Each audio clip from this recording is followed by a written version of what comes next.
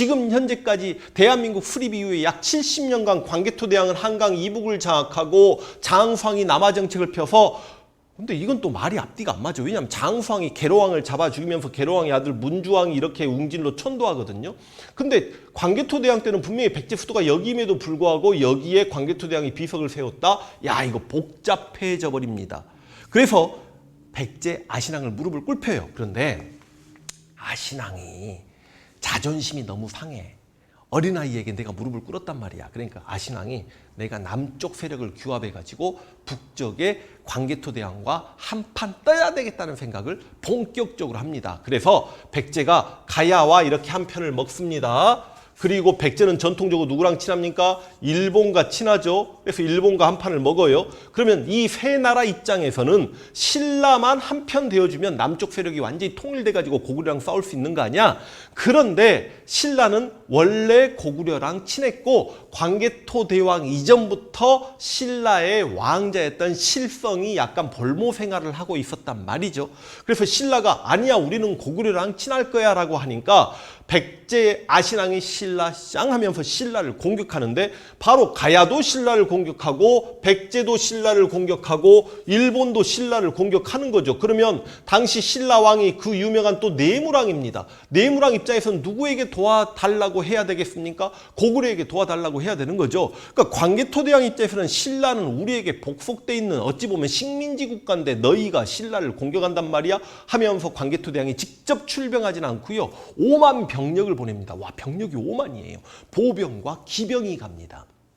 근데요, 급하잖아. 신라가 멸망하기 일보 직전이란 말이야. 세 나라의 공격을 받아버리니까. 그러니까 광개토대왕이 5만 기병을 보내는데 이 5만 기병이 백제 땅을 관통해서 갑니다. 이게 엄청난 전략적 선택이었는데, 가다가 잘못해서 백제에게 이렇게 후방이 끊기게 되면 군량미 보급도 안 되고 어찌 보면 진짜 고구려의 최정예병력 5만이 몰살당할 이유에 있었던 거 아닙니까? 그래서 광개토대왕이 가서 이렇게 5만 기병이, 광개토대왕이 직접 간 건 아니라고 했습니다. 5만 병력이 경주를 에워싸고 있는 일본을 작살내고 백제까지 작살낸 거죠. 그럼 봐, 이제 신라는 광개토대왕 그러면 하나님이야. 여러분, 우리가 축구 옛날 월드컵 4강 갈 때 히딩크 이름만 들어도, 히딩크 얼굴만 봐도 묘하게 미소 지어지고 그러지 않았습니까? 근데 이건 저도 어떤 책에서 읽은 글입니다만, 전쟁 영웅을 만나거나 그 사람의 이름을 듣게 되면 눈물부터 왈칵 쏟아진다라고 합니다. 어찌 보면 국가와 민족을 지키는 건 또 둘째 차원이고 우리 가족의 생명과 재산을 지켜준 거예요. 그럼 당시 신라에서 광개토대왕은 얼마나 영웅이고 고마웠겠습니까? 그래서 신라의 호총이 발견되었을 때, 원래 우리나라 고분은 일제강점기에 일본 학자들이 다 발굴 조사를 해요. 그런데 이상하게 호총은 발굴이 안 된 거야. 그래서 호총을 우리나라의 고고학자들이 처음으로 우리가 발굴조사 해봅시다 하고 들어갔는데, 와, 호우 명그릇이라는 게 나오는데, 와, 거기에 광개토대왕 이름이 쫙 박혀서 나오는 거예요. 국강상, 광개토대왕, 호태, 뭐 호우신 막 이렇게 해가지고 나오는 거야. 그러다 보니까 이거 광개토대왕이 그만큼 신라의 영향력을 행사했다. 이걸 우리가 호우명 그릇이라고 이야기하지 않습니까? 그럼 이제 광개토대왕의 5만 병력이 경주를 지켜줬어. 신라를 살렸어. 그리고 이제 일본은 지금 일본으로 도망쳤어. 백제도 깨갱했어. 여기 가야 혼내줘야 돼요. 혼내주지 않을 수 없잖아. 그래서 광개토대왕의 5만 병력이 가야로 쳐들어가니까, 특히 광개토대왕 병력 중에는 철기병이었을 거 아니야. 그러니까 가야 아이들이 주먹도끼 들고 나오는데 이게 게임이 되겠냐고 제가 수업 시간에 웃자고 이렇게 이야기합니다만, 이건 진짜 웃자고 하는 이야기죠. 가야가 철이 더 많이 생산되는 곳이야. 그래도 어찌 보면 저기 중국 세력과 전쟁했던 5만 정예병력을 어찌 가야가 막아낸단 말입니까? 그래서 이게 바로 광개토대왕 고구려 군대의 낙동강 유역 진출로 소망수에 진짜 잘 나오는 거고, 바로 이때 가야의 대빵이 금강가야였는데 금강가야가 마탱이 가버리죠. 그래서 나중에 5세기 중엽의 중심지가 대가야로 이동하게 되는 겁니다. 소망서에서 가장 시험에 잘 나오는 표현이죠. 가야 중심지가 전기 금강가야에서 후기 대가야로 이동하는 이유는 바로 고구려군의 낙동강 유역 진출 때문입니다. 이런 해석 자체는 광개토대왕 능비의 해석을 우리 입장에서 해석을 하는 거고요. 제가 지금 오늘 임나일본부설 이야기를 하고자 하는 건 아닙니다. 그건 따로 한번 해야 되는데, 이 일본은 자, 외가 10여 년에 와요. 바다를 건너서. 그래서 왜가 백자를 격파하고 신라와 아마 이건 가야일 수도 있고 가야를 식민으로 삼는다. 그러니까 이게 탁보이 떠지고 난 다음에 야 봐라 광개토 대왕릉비에 우리 일본이 바다를 건너가서 백자를 격파하고 신라를 식민지로 삼다는 내용이 있지 않냐. 그러니까 여러분 지금 여기 우리는 지금 이 띄어쓰기 자체가 원래는 이렇게 띄어써져 있지 않습니다만 우리 해석하기 편하게 좀 띄어썼습니다만 한자는 어디서 끊어있냐 어떻게 띄어서 해석하냐 그리고 함축적으로 주어가 빠져있다 이런 거에 따라서 해석이 틀려질 수 있는 거죠. 이거 비석은 누구 비석이야? 광개토 대왕 능비야. 광개토 대왕의 업적을 이야기하는데 왜가 바다를 건너와서 백잔을 격파하고 이 백잔, 물이 잔자, 백제 잔당이란 뜻이죠. 그러니까 이게 광개토 대왕도 그랬고 광개토 대왕의 아들이었던 장수왕도 광개토 대왕 입장에서는 자신의 할아버지 고국원왕 장수왕 입장에서는 증조 할아버지 고국원왕을 죽인 백제를 항상 낮추어 이렇게 부릅니다. 잔당할 때 잔자지 않습니까? 근데 왜가 백잔을 격파하고 신라를 시민으로 삼는다? 왜가 가야를 시민으로 삼는 건 이해가 될 텐데 신라를 시민으로 삼아? 그리고 왜가 실제로 백제랑 친했잖아요. 근데 왜가 백잔을 격파해? 그런 해석 문제가 있죠. 다시 한번 이야기하지만 광개토 대왕 능비이기 때문에 주어가 생략될 수 있는 거야.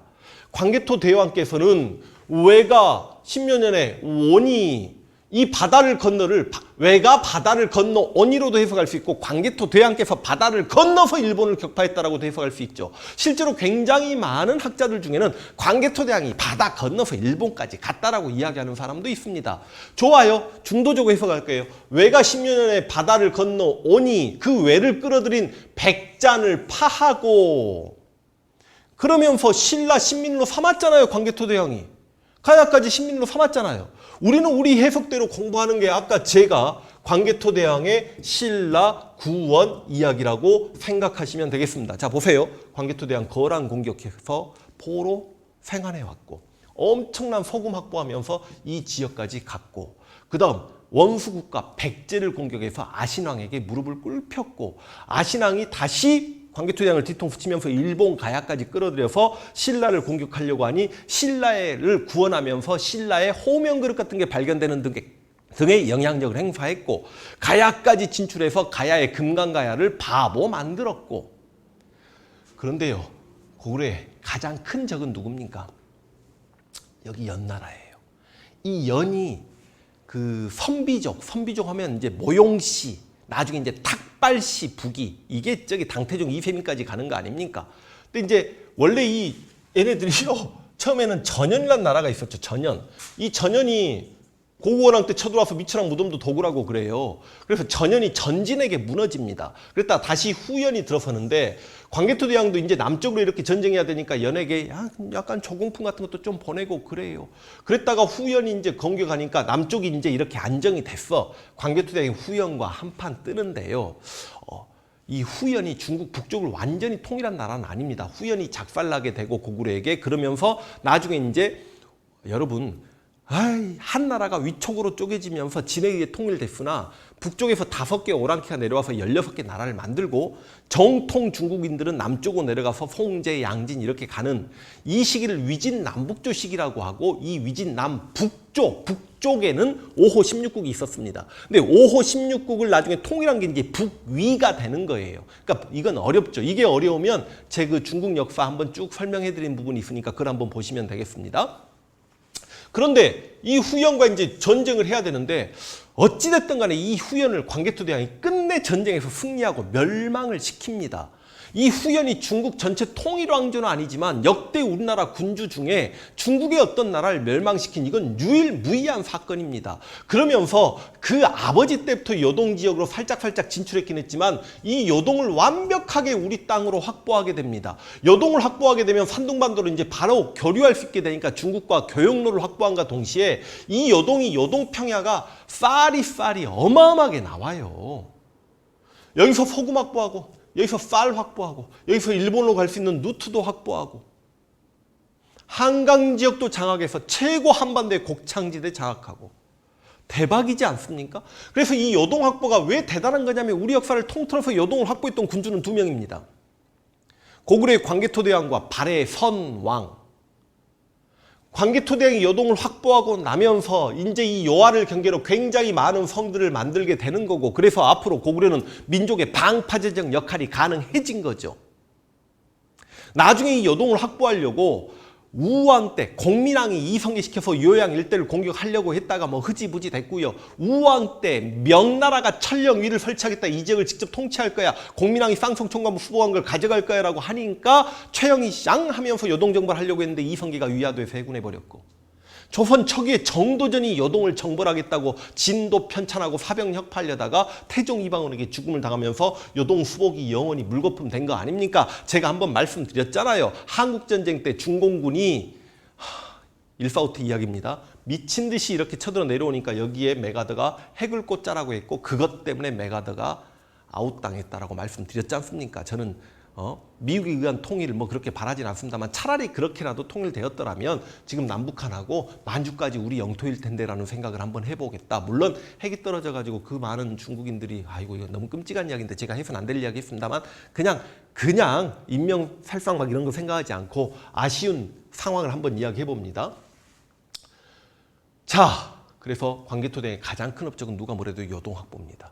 그리고 동부여를 복속합니다. 그러니까 여러분, 고조선이 멸망할 때는 얼마나 많은 나라가 있었냐면 부여, 고구려, 동부여, 이쪽에 옥저, 이쪽에 동해, 이쪽에 낭랑, 이쪽엔 중국 들어와 있고 거란, 비려, 숙신. 그러니까 고구려가 처음부터 강한 나라가 아니에요. 광개토대왕이 했던 거 보세요. 거란 날리고 후연 날리면서 여동 확보했고 한강 이북을 장악했는데 한강 전체 장악했고 동부여 장악했고 옥저하고 동해는 1, 2세기경에 태조왕이 미리 작살냈으니까 이제 이 땅이 진짜 고구려 땅이 된 겁니다. 그런데 혹자는 이렇게 이야기합니다. 아니 그렇게 대단한 광개토 대왕이면 왜 백제, 신라, 가야를 직접 우리 땅으로 만들지 않았어? 왜 삼국도 통일하지 못했어? 그리고 북쪽으로 더 영토를 넓힐 수 있었음에도 불구하고 왜 그러지 않았어? 광개토 대왕이요, 은근한 아름다움과 따뜻함이 있어요. 이거 진짜 제가 과장하는 거 아닙니다. 잘 생각해 보세요. 광개토 대왕이 이렇게 활발하게 정복 정쟁을 펼쳤는데 그 지역을 직접 지배하려고 하지 않습니다. 이건 여러 가지 맥락에서 우리가 해석을 해보셔야 되는데, 당시 순수 고구려인들이 이제 막 이렇게 영토가 넓어지고 있는 틈이었기 때문에 순수 고구려인들이 그렇게 많지 않아요. 아직 이 지역 사람들이 전부 다 고구려인으로 동화돼 있지 않아요. 옛날 낭랑 지역, 옛날 동부여 지역, 옛날 뭐 이 여동 중국 세력이었던 이 지역 사람들이. 그럼 지금이야 워낙 인구가 많으니까 영토가 더 중요할 수 있겠습니다만 당시는 땅보다도 노동력이 더 중요한 시절이었습니다. 인구가 더 중요했다고요. 그렇기 때문에 이건 영토의 문제가 아닙니다. 그래서 예를 들어서 이런 거죠. 백제 아신앙을 처음에 용서합니다. 신라도 어찌 보면 가서 그냥 신라 그냥 우리나라 고구려의 복속 땅이라 그럴 수도 있었어요. 가야를 거의 작살냈음에도 불구하고 이 세 나라를 직접 지배하지 않았습니다. 이유는 뭘까요? 이 세 나라를 직접 지배하려고 하면 지방간도 내려보내야 되고 세금도 제대로 걷어야 되고 이 지역의 행정 치안을 책임져야 되는데 이 지역 사람들이 반란을 일으키면 오히려 힘들고 복잡해질 수도 있고 북쪽으로 영토를 확장하는 것도 한계가 있을 수 있고, 또 하나 힘이 약해진 부여도 우리 민족 국가라고 생각하고 직접 지배하려고 하지 않았던 측면도 좀 있었던 것 같고요. 진짜 이런 부분이 보입니다. 후연을 멸망시키고 나서 후연 지역에 북연이 만들어지는데 북연의 왕이 고시성을 가진, 쉽게 이야기하면 고구려 왕족의 방계, 고운이라는 사람이 왕을 하게 됩니다. 내가 말씀드렸죠. 광개토 대왕이 우리 역사상 중국에 있는 어떤 왕조를 무너뜨린 유일한 인물이라고. 물론 수나라가 살수대첩 이후에 무너졌기 때문에 그 을지문덕이 무너뜨렸다, 영영이 무너뜨렸다, 그렇게 이가 군대를 몰고 가서 무너뜨린 유일한 경우라니까요. 근데 그 다음 들어선 북연이 고구려 왕족이었던 고씨가 고운이 왕이 됐기 때문에 광개토 대왕이 야 우리 형제인데 친하게 잘 지내야 될 거 아니냐, 그러니까 북연도 굉장히 고맙게 받아들이고 약간 그런 동족의식이 좀 있으셨던 사람이라고. 그래서 보통 광개토 대왕이 왜 직접 지배를 하지 않았냐, 이게 이해가 되십니까? 예? 어차피 이 지역 가봐야 사람 별로 살아 안 살아? 안 살아. 정복해봐야 크게 의미가 없어. 그래서 나름 이렇게 그 지역을 복속하고 그 지역에서 인구를 좀 포로로 데려가서 고구려인으로 동화시켜가면서 차근차근 고구려의 천하가를 실현시키면 이 나라들이 언젠가는 자연스럽게 고구려 중심의 속국이었다가 병합되지 않을까, 이 생각을 했던 것 같아요. 광개토 대왕은 왜 철무니까 자신이. 근데 광개토 대왕의 여러분 영토 확장 과정을 보시면 17살에 왕이 됐던 광개토 대왕이요 39세에 돌아가시는데 36세에 딱 끊쳐버립니다. 그러니까 광개토 대왕이 너무 젊은 나이에 죽는데 39세 되기 전에 38, 37세에는요 어느 지역과 전쟁했다는 기록 자체가 안 나와. 그러니까 아프셨나 봐. 이때부터.